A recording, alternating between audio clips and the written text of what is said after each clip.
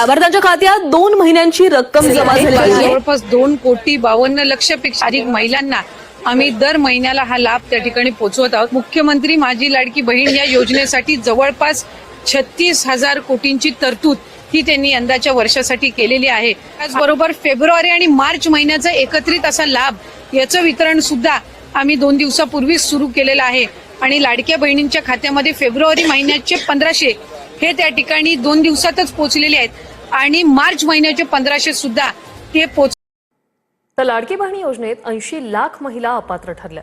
पडताळणीनंतर 80 लाख महिलांची नावं योजनेतून वगळण्यात आली. लाभार्थ्यांची संख्या 2,46,00,000हून आता 1,66,00,000 पोहोचली. ई-केवायसीची मुदत वाढवण्याबाबत सरकारचा कोणताही प्रस्ताव नाही.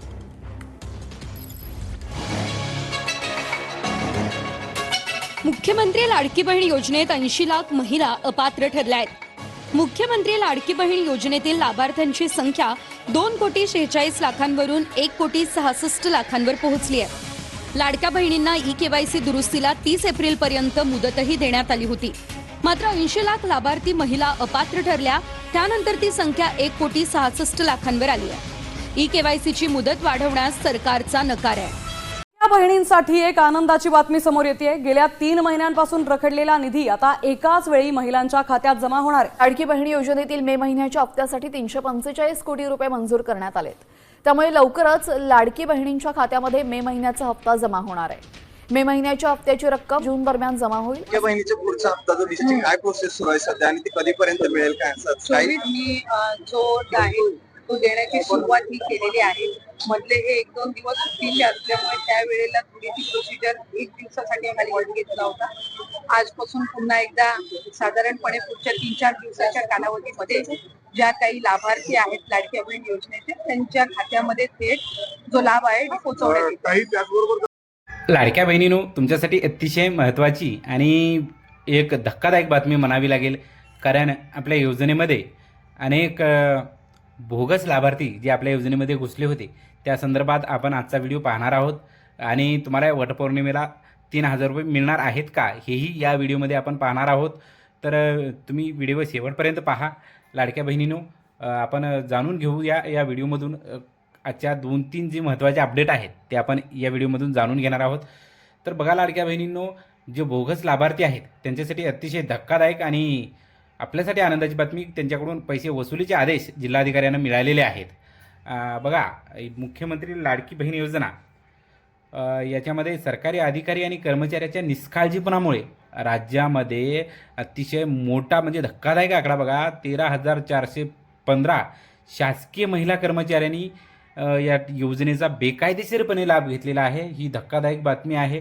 बघा, गोरगरीब महिलांचा हक्क या ठिकाणी शासकीय कर्मचारी असलेल्या महिलांनी घेतलेला आहे. ही धक्कादायक बातमी समोर आलेली आहे. आदितीताई तटकरे यांनी अधिवेशनामध्ये एका मुद्द्याला उत्तर देताना ही सगळी आकडेवारी समोर आणली आणि सर्व राज्यातील लाडक्या बहिणीला धक्का बसला. कारण एवढा मोठा आकडा, कारण ही योजना जी आहे गोरगरीब लाडक्या बहिणींसाठी आहे.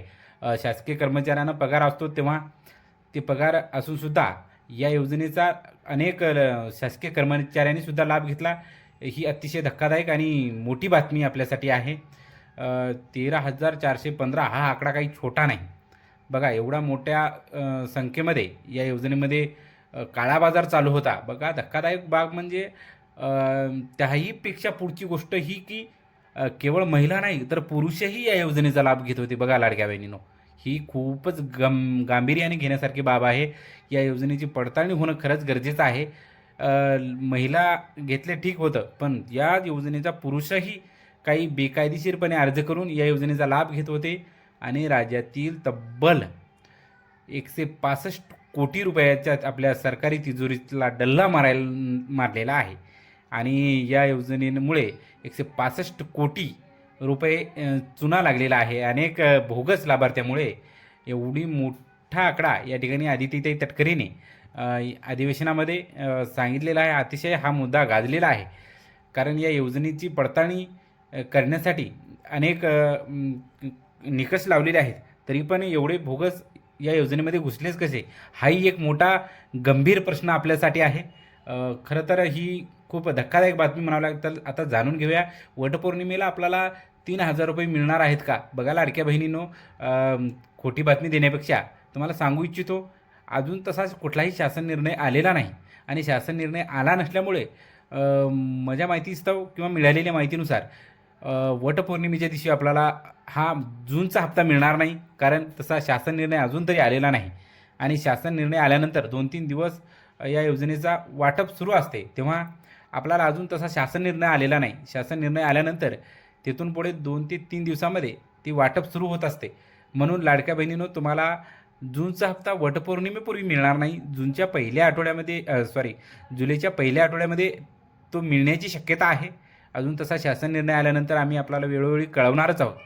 तर लाडक्या बहिणींनो, ही अतिशय महत्त्वाची बातमी आहे. तुम्ही जर आमच्या चॅनलवर नवीन असाल आणि तुम्हाला हा व्हिडिओ आवडला असेल तर लाडक्या बहिणींनो, व्हिडिओला लाईक, शेअर, सबस्क्राईब करायला विसरू नका. धन्यवाद. भेटूया पुढच्या व्हिडिओमध्ये.